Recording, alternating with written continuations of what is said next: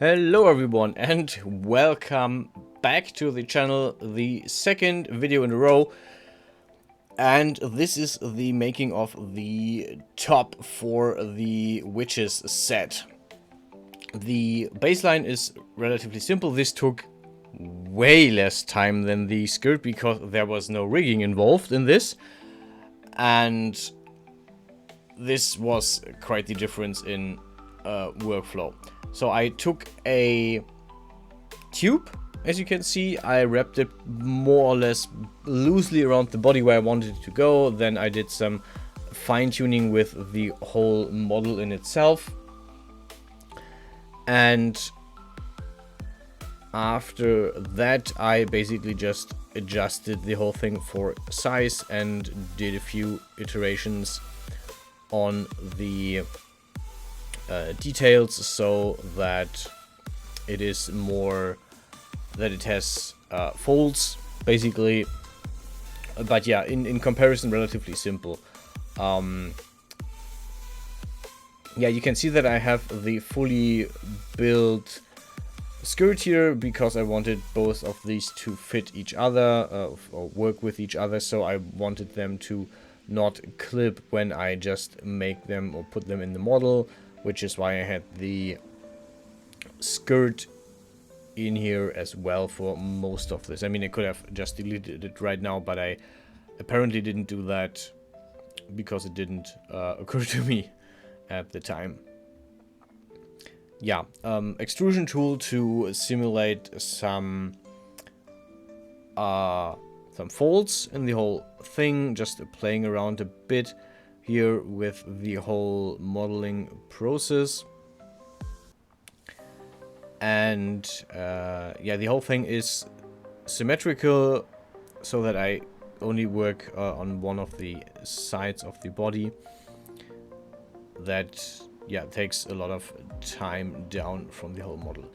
This is much simpler than the dress because I didn't want to overload the whole thing with details. The Corsett leather thing in front has a few minor details, but it's not that complex or that deep. Mainly because I wanted this to be relatively simple in comparison. Welded the ends of the folds into the whole thing so it actually looks more natural, and then I copy pasted the edges for the first time before I deleted them again because I wasn't happy with how the whole thing sat around the body. And yeah, you can see I'm adjusting quite a bit here. I even went so far as to remove the smoothing that I already applied because I was subdividing the whole thing again and again, and it clearly didn't work. There was clearly a lot of clipping happening simply because I didn't work the model out properly before smoothing. So always work your model out before you smooth it down, because it will change your whole model if you do that, and it will help you so much. The leather corset thingy in front is, yeah, made from just a plane or a grid, how Hexagon calls it. Relatively simple. I just used I put most of this close to the body, so this looks form-fitting, and the straps in the back are even simpler. I started doing a more complex strap building, and then I just decided with the line. I used the line tool to try and make a more complex strap lining on the back, and then I decided, nope, I'm not gonna go into that much detail because it is in the back and you will most of the time not even see it. Yeah, at this point I had to actually build around build in front of the fabric that is already there, the pot that is already there. And yeah, the whole thing is thickened before I grabbed one half of this and extruded it so that they get this leather with the dent in the very middle. I cut out part of the model here to give it like actual openings, actual holes for the string to go through, and I thought about giving it like an additional gold ring around, but ultimately I decided I don't want this to be a detail. I want this just to be there. I could have just done the whole connection without